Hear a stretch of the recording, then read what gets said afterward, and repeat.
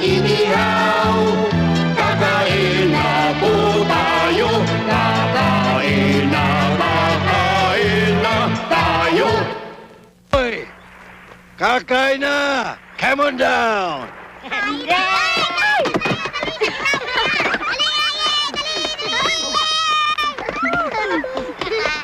Dito, Derek.